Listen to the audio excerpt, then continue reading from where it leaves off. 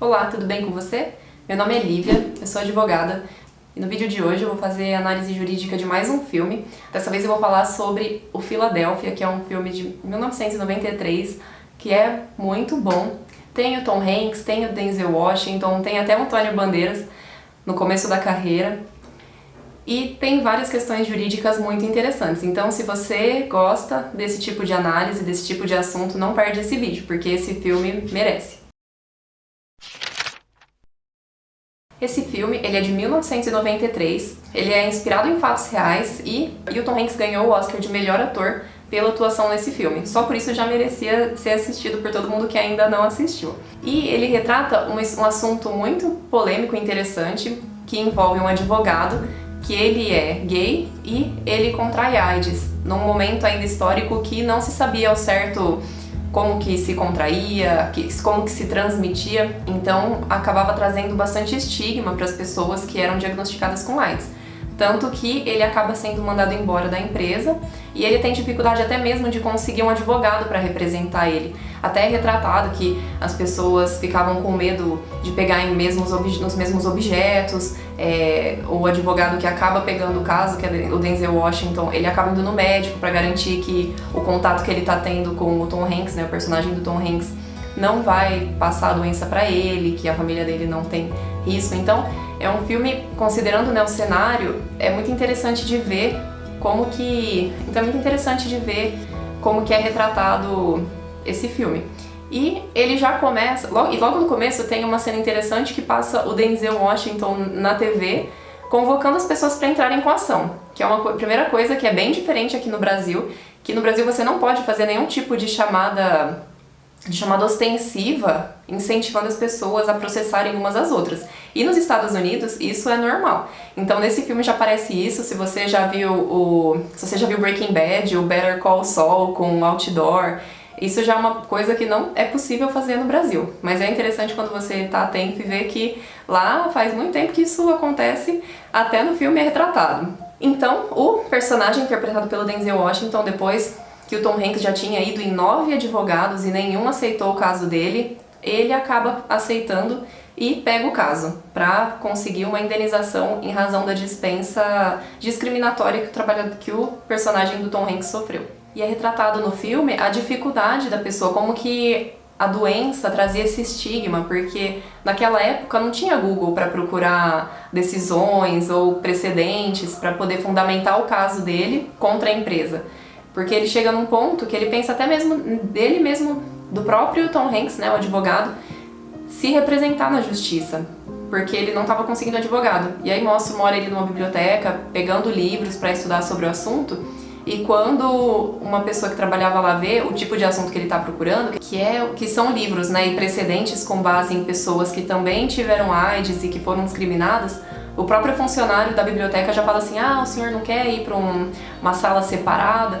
Então fica bem evidente como que ele é segregado, tanto pela dispensa, quanto pela dificuldade de conseguir um advogado, quanto por essa tentativa do funcionário da biblioteca de colocar ele numa salinha separada e não correr o risco de contaminar os outros. Um segundo ponto que eu achei relevante para trazer com base na análise desse filme é a interseccionalidade, que é quando uma pessoa ela tem mais de um fator que faz com que ela seja vítima de discriminação.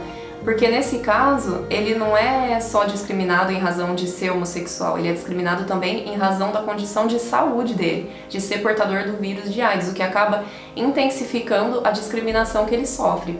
Por isso, quando envolve essa condição de discriminação, a interseccionalidade, também chamada como camadas sobrepostas de discriminação, overlapping discrimination, tem vários nomes para essa teoria, para essa forma de dar nome para essa situação, acaba sendo recomendado que tenha uma proteção maior, considerando a situação de maior vulnerabilidade dessas pessoas. Tanto que uma outra empregada desse escritório, ela também tinha AIDS, mas ela não teve o mesmo tratamento discriminatório que o personagem do Tom Hanks. Por quê? Porque no depoimento de um dos advogados do escritório, ele fala assim: ah, essa funcionária que tem AIDS, eu sinto até compaixão por ela, porque ela acabou contraindo o vírus por causa de um procedimento feito que não estava esterilizado corretamente. Ela teria adquirido o vírus sem a culpa dela, né? Sem ter contribuído para ela adquirir o vírus. Então o advogado fala que por ela tem compaixão.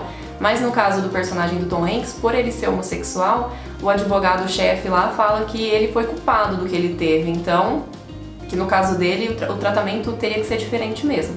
Isso já mostra então a perspectiva de que são alguns fatores que levam para tornar aquele trabalhador ainda mais vulnerável, que é tanto a sexualidade quanto a condição de saúde. Qual que é a argumentação da empresa para fazer a defesa dela? Ela fala que o rendimento dele que estava caindo e não que ele foi mandado embora por causa da doença. Mas no curso dos depoimentos é trazido o fato de que antes de ser mandado embora tinha sido passado para ele um caso muito importante da empresa. E esse foi um dos fundamentos para depois os jurados, porque lá nos Estados Unidos não vai só para júri questões envolvendo homicídio, vai vários tipos de assunto. Então quem estava analisando a conduta dessa empresa foi um grupo de jurados.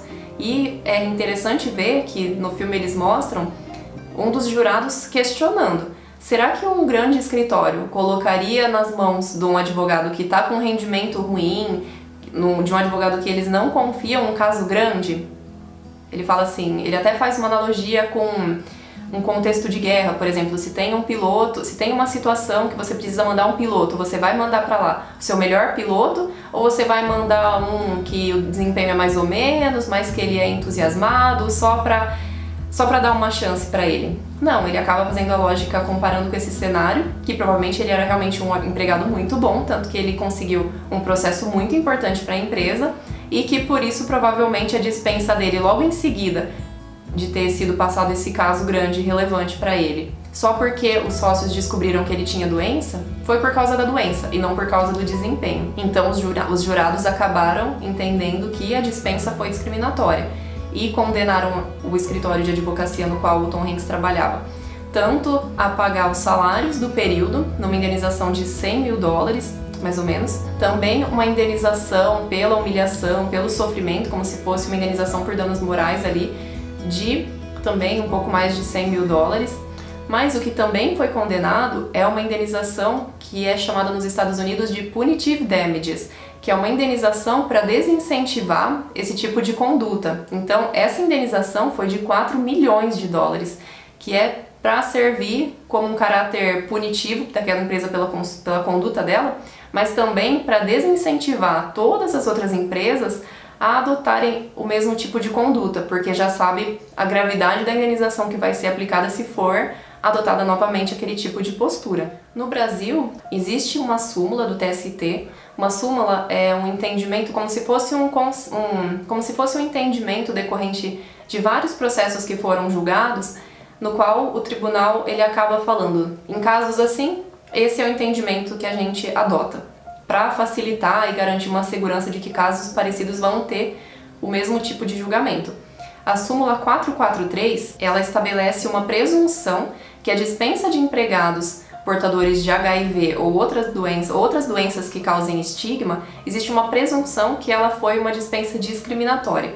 Então, cabe a quem fez a dispensa provar que realmente foi uma queda de desempenho, que teve algum outro motivo que não a condição pessoal da pessoa de ter aquela doença que fez ela rescindir o contrato de trabalho com ela. Porque se não for feita essa prova, o trabalhador que foi mandado embora ele tem direito a ser reintegrado no trabalho. Além dessas questões jurídicas que são interessantes, a atuação é muito boa. O Tom Hanks ele faz uma interpretação em conjunto com uma ópera cantada pela Maria Callas, que é um dos pontos altos que eu achei no filme. E também ele faz uma colocação, porque o personagem do Tom Hanks ele é colocado para depor, ele é colocado para depor nesse processo e o advogado o advogado dele questiona por que ele se considera um advogado bom. E ele responde que é porque ele é apaixonado pelo que ele faz, pelo direito e pelas leis. What do you love about the law, Andrew? Many things. What I love the most about the law Yes. is that every now and again, not often, but occasionally, you get to be a part of justice being done. E isso, para quem lida com direito, ou para quem já teve algum processo, ou qualquer coisa nesse sentido, isso é uma frase muito impactante, porque realmente dá sentido quando você vê o direito, quando você trabalha com o direito, entender que por meio das leis, das decisões, do trabalho do advogado também, é possível garantir a justiça. Qual o peso disso? Qual o peso que isso não tem? Só de assistir, né, um filme relatando esse tipo de situação baseada em fatos reais, no qual esse trabalhador passou por isso e depois de várias indas e vindas, ele acaba conseguindo ganhar e tem uma indenização relevante, uma indenização que tem o potencial de mudar o entendimento das outras empresas também na mesma situação, mostra realmente como o direito tem esse potencial de fazer justiça, e essa colocação dele faz todo sentido, né? E pro vídeo de hoje eram essas as considerações que eu queria trazer. Se você ainda não viu Philadelphia, assista, é um filme que vale a pena. E se você tem alguma indicação de filme, série, livro que quer que eu analise aqui no canal, deixa nos comentários. Se você gostou, não esquece de curtir, compartilhar com pessoas que gostam de análises jurídicas de filmes e de séries. E se inscreve no canal. E a gente se vê no próximo. Tchau, tchau!